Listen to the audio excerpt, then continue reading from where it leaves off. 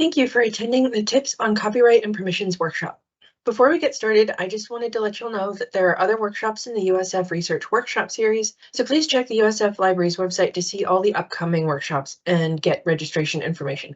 For introductions, I am Leanna Schmidt, the Copyright and Intellectual Property Librarian at the USF Libraries. I work out of the Special Collections Department of the Tampa Library, and I study copyright law, but I do not hold a law degree and do not give legal advice. Instead, I provide information and education on copyright law, and I help USF students, staff, and faculty understand how copyright law affects them and their projects. I also maintain a library guide. The URL is on this slide. And on that guide, you can find information on the basics of copyright law and many of the issues of interest to our university community. Today, I'm going to start with reviewing your author rights and how you can manage them. And then we'll discuss using copyrighted material in your work, including work that you have authored, and providing transparency to your readers with clear citation and notes before wrapping up with some resources at the library that can help with all of these things.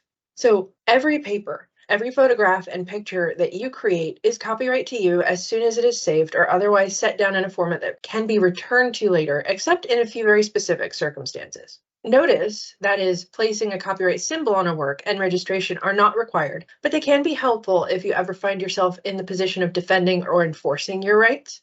In these circumstances, registration is required if you want to receive any damages or monetary compensation in the event someone infringes on your copyright. Now, the U.S. Copyright Office makes registration relatively easy with an online portal and several tutorials to help guide you through the process. There are fees associated with registration that will depend on the type of work you are registering. Now, copyright is an inheritable property and it can be assigned away. So managing your copyright could also involve arguing for retention of rights or a timed reverting of rights in situations where the assignment of copyright is common. For instance, traditionally authors sign over their copyrights to publishers as a way to enable publishers to best support the author by lifting limits on how the publisher can use the material in marketing and publicity. Now, this traditional relationship can severely limit what the author can do with the work in the future because the author is no longer the rights holder. If you sign a contract that transfers copyright ownership of your article to the publisher, or otherwise puts limits on how you can use the material in the future, you will most likely need to ask permissions from the publisher in order to copy and share the work in the future. And this includes reprinting it in your thesis or dissertation. This is why it's important to read contracts carefully. Many publishers are expanding on the author's retained rights in their publishing contracts, and these normally elaborate on what authors can do with their published works. Some publishers are also making agreements where the author does retain copyright and only licenses their work to the publisher. Now let's talk for a moment about the few very specific exceptions where something you create may not be wholly owned by you. Now, work for hire, according to copyright law, is a work prepared by an employee within the scope of his or her employment, or a work ordered or commissioned with the understanding that the work is made for hire. Copyright of a work for hire belongs to the employer or the contracting agency. Now, as an example, USF Invention and Works Policy, quoted here on the slide, addresses works created by faculty and staff, and it clearly asserts ownership over inventions and works made in the course of USF-supported effort. The policy goes on to say that USF does not currently assert ownership over works intended to share scholarly study, like articles and books, or instructional material developed in order to teach a class, without appreciable USF system support. Now, though co-authoring doesn't affect your ownership of what you create quite like a work for hire situation does, it is good to know how copyright law views this situation. Every discipline has different practices when it comes to co-authorship and determining who the primary and secondary authors are. In US copyright law, all co-authors equally own copyright over a work unless there is a previous existing agreement or their contributions are easily separable from the entire work.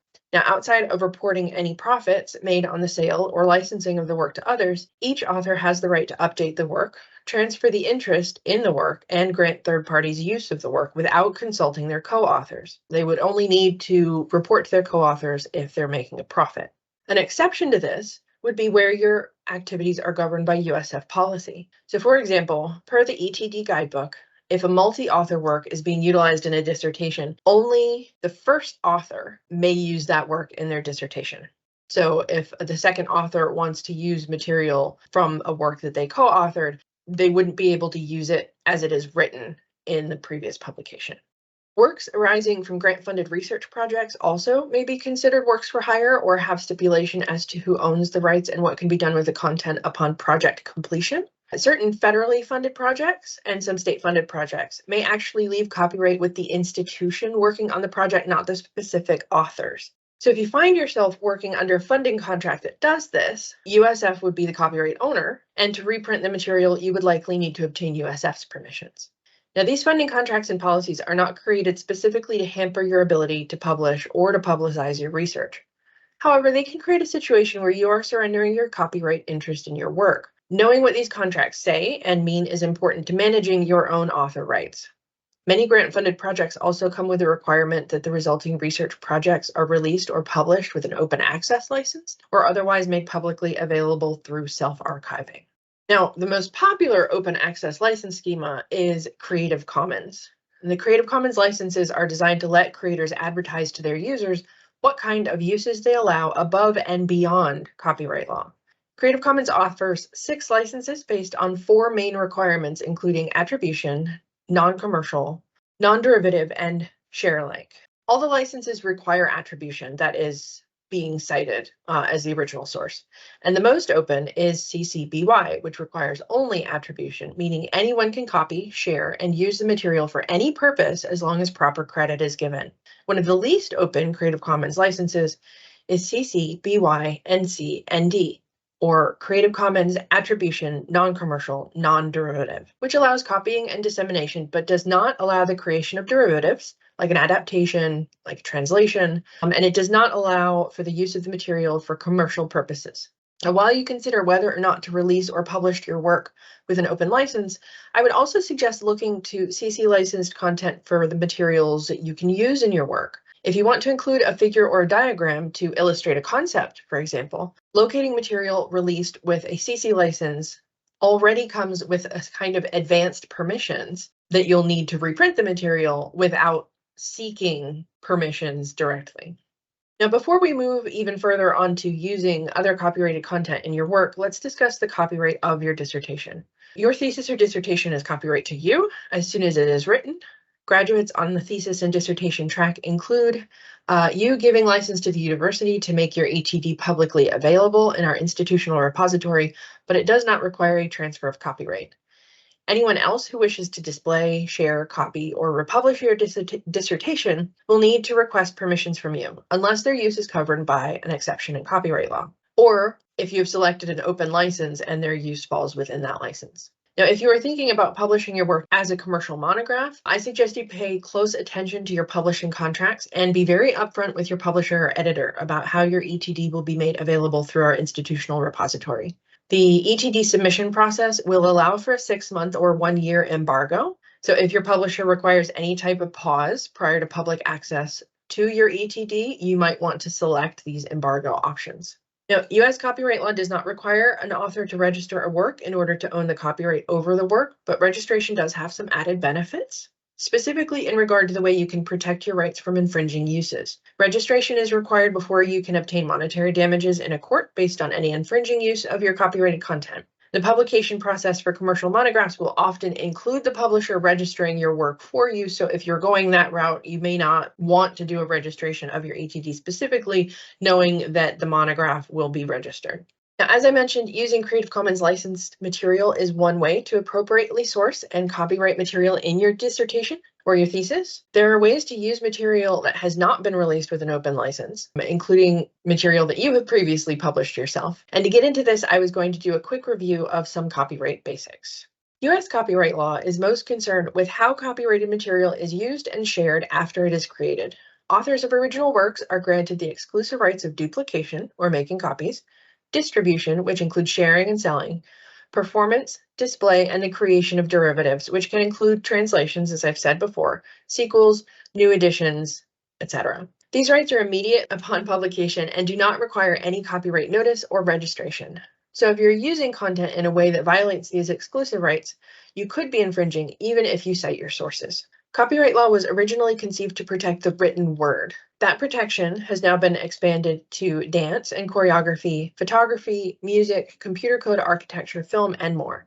However, copyright protects the expression of facts and ideas, not the facts and ideas themselves. So a statistic, like the average household size in the US, or a story idea, like boy meets girl, boy loses girl, are not protected. Copyright law also does not protect methods, like a recipe, or useful objects like a chair. Sometimes individual works may have a combination of protected and non-protected elements. For instance, a graph depicting the average household size in the US changing over time could have copyright protection over the creative choices like wording, line weight, color, format, and layout. However, the statistic itself, the data, is not protected. Methods and useful articles can be protected by patent law, and names and short phrases also not protected by copyright law may be protected by trademark law. Finally, copyright does not protect material in the public domain. Now, the public domain is made up of works for which the protections of copyright law do not apply for one of three reasons. The vast majority of the public domain material is material for which copyright protection has expired. In the US, due to changes in copyright law over time, copyright has expired for material published before 1928, or roughly material published over 95 years ago. It has also expired for material that was published between 1928 and 1977 without adhering to the formalities required by copyright law at the time. And materials from other countries and unpublished materials like diaries and letters may be protected for different periods of time.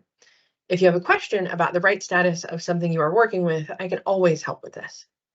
Now, authors can also forfeit their copyright by public announcement, as Nina Paley did for her work in 2011, my example here. Outside of writing a public announcement yourself or themselves, authors can also use the Creative Commons CC0 license, which was added to the other 6 we already looked at, to release new material to the public domain. Finally, US federal government publications are not granted copyright protection at all within the US. All US federal government publications fall immediately into the public domain. Publications by state governments and by non-US governments, also by third parties contracting with government agencies, may still have protection. So I've been talking about US copyright law. Now, while most every country has laws regarding copyright, there's no international standard copyright law, and the copyright laws of other countries are sometimes very different from the US. The example slide here just shows the duration of copyright and how it's different across the globe. Now, there are international trade agreements that give guidelines to the signing countries about how they should treat copyright material created outside their borders. Now, the US is a signatory of 2 such agreements, the Berne Convention and the Trade-Related Aspects of Intellectual Property Rights, or TRIPS. And each of those require each country to treat foreign produced materials the same as locally produced material. So if while you are in the US, you are making use of material produced in France, you should treat that material in line with US copyright law. Now, there are a few exemptions written into copyright law that establish how some uses of material are not infringements of the author's exclusive rights that we looked at. Fair use is one of these, and the strongest and most flexible, in my opinion. Fair use outlines certain uses of copyrighted content that are not an infringement to the creator's exclusive rights. For example, in the case of criticism, news reporting, teaching, research, and scholarship, a use may be considered fair when weighed against 4 factors. Factor 1, the purpose and character of the use refers to your work and how your work incorporates the material. Teaching and research, parody, any use that transforms the original support a fair use argument under this factor. For this factor, I would ask myself whether my work needs to incorporate the original copyrighted work in order to make sense. For example, if you're using an image in your dissertation and you are critiquing the image or comparing it to other images in a way that your textual argument would be undermined or made weaker if the image were removed, that is, your audience needs to see the image to make sense of your text, then the character of your use may have a strong fair use argument.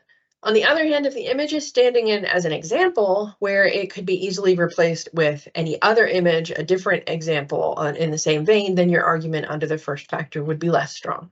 Now, factor 2, the nature of the original material refers to whether the original is purely creative, like a poem, a novel, fiction, or if the work is factual, like a dictionary, the thesaurus, encyclopedia entry.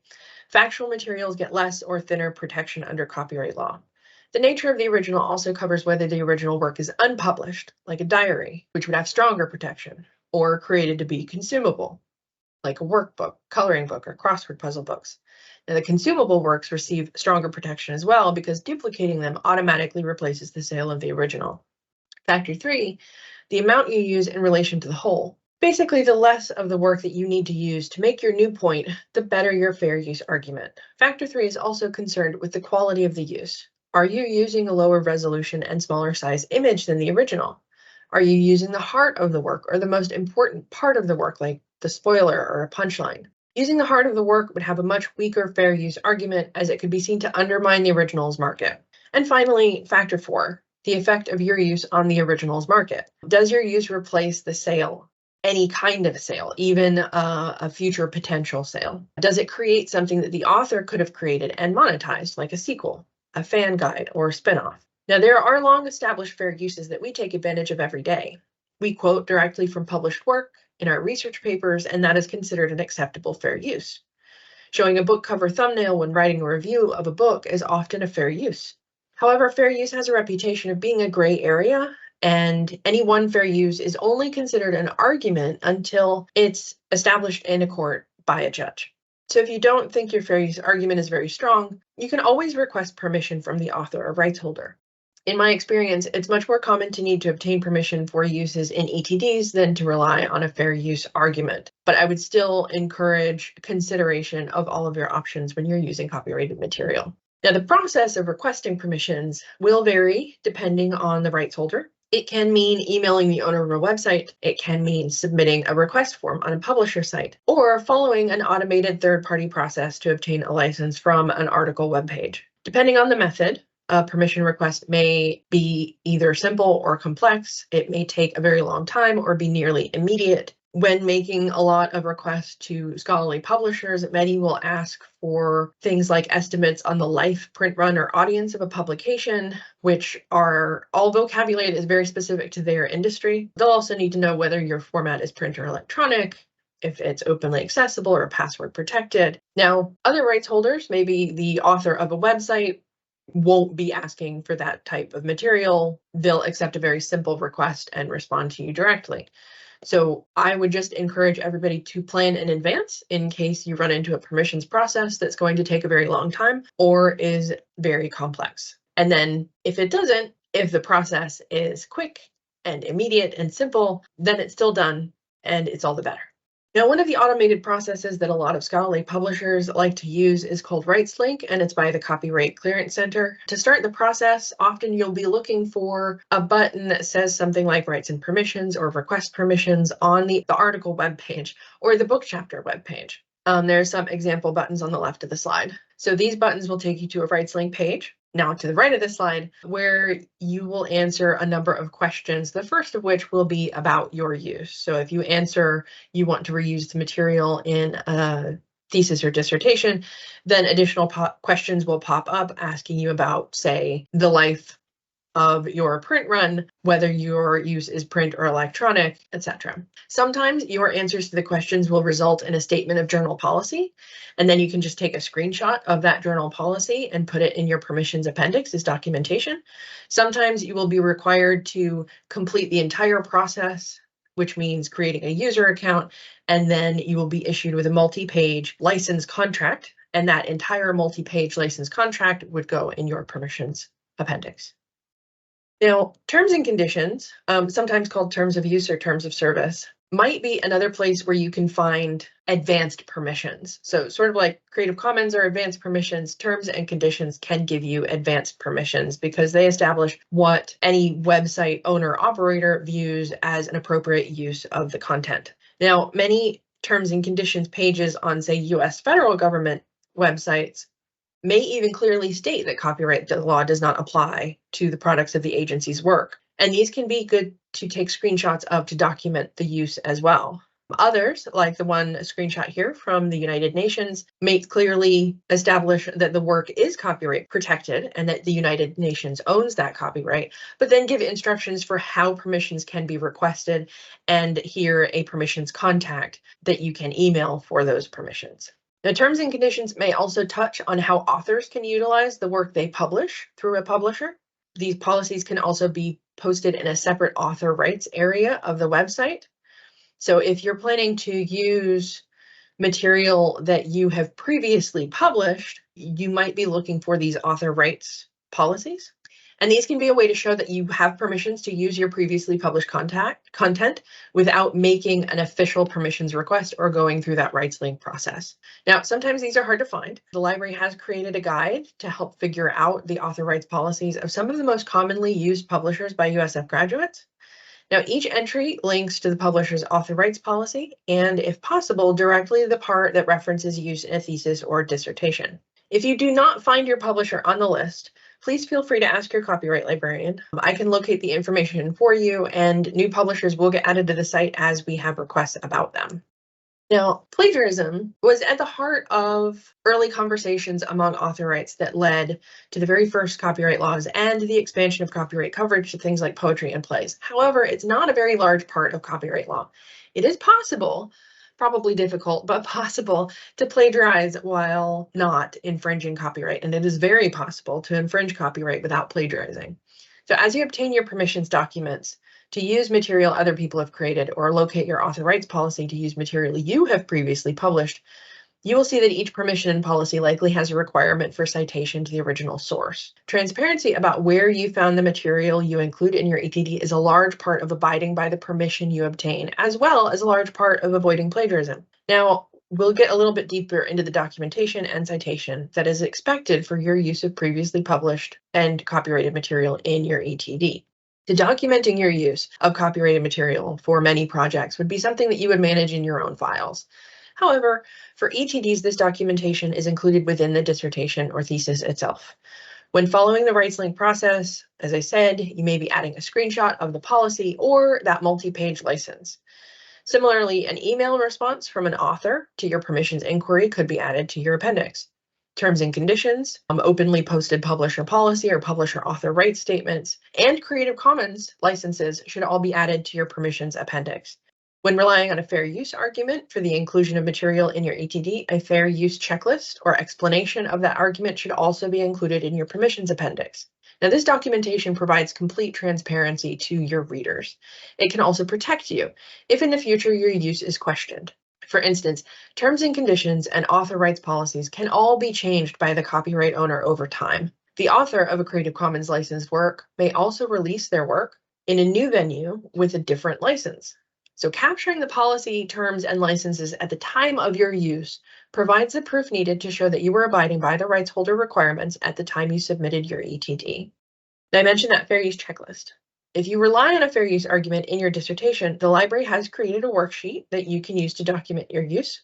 The worksheet separates out each of the 4 factors and provides easy-to-use checkboxes to describe your use and whether that use supports or does not support a fair use argument for that factor. Now, in addition to your permissions appendix, you will need to notify your reader each time you use material that has been previously published or for which copyright is owned by another. So if you're using a figure, for example, a figure note or a note to the reader should accompany the copyright material. In the case where you're using your own published articles as a full chapter, that note to the reader would come at the beginning of the chapter, whereas for figures, the note would come just under the figure. Now, these notes usually include the full citation of the original publication in the style of your paper, a statement of copyright ownership, and if you are using it with permissions. So my example here, borrowing and lending among the libraries, came from an article that I published with Rutler, Taylor, and Francis, and for which I signed away my copyright during the publication agreement. However, the publishing contract and the publisher policies allow authors to reuse figures from their own work, so I have a kind of advanced permissions from the publisher. I didn't have to officially request permissions, but for the figure note, I would still say that this is reprinted with permissions. And for my permissions appendix, I would screenshot or print out the author rights section to include as documentation. Now, sometimes the material may not fit neatly into the standard figure note. For example, if you're using images created by a generative AI tool for your dissertation or thesis, they will not have an author per se or an original place of publication. But many citation styles are already coming out with recommendations on how to cite these tools as sources. The library's created a guide on AI tools and resources as well that gives information on several of these citation styles. I've included the link in the resources that are coming up. But before you get started using content created by generative AI in your ETD, just make sure your final project is allowed to incorporate those materials. Per USF policy, use of any tool or assistive technology for completion of coursework must be authorized by your instructor. And for use in an ETD, you will need approval from your advisory committee per guidelines from the Office of Graduate Studies. Now we're wrapping up with our resources. First off, if you have any questions, if you're not sure about the public domain status of something, if you're not sure how to obtain permissions, you can always ask your copyright librarian. That's me. The link here will take you to a direct request form page, but you can also use the email included on my introductory slide. Now, there are a few library guides that are also helpful. There is a citing and writing library guide with links to many different citation sources. The copyright libguide that I mentioned I maintain is linked here. And then the guide that tracks author rights policies for graduate publications, the using previously published material in your ETD guide, I've also linked. And then finally, the AI tools and resources library guide has citation styles for how to cite the use of AI tools. So thank you for participating in this workshop. Now, please remember to visit our Workshops for Researchers calendar off the main page to see the main library page to see if there are any upcoming workshops that you might be interested in. For each workshop, you're going to receive a survey invite to review the workshop, and this helps us just continue and improve our workshop series. So please take some time to fill that out. The workshop slides will be made available on the USF Library's Workshops for Researchers materials page, so look out for that as well.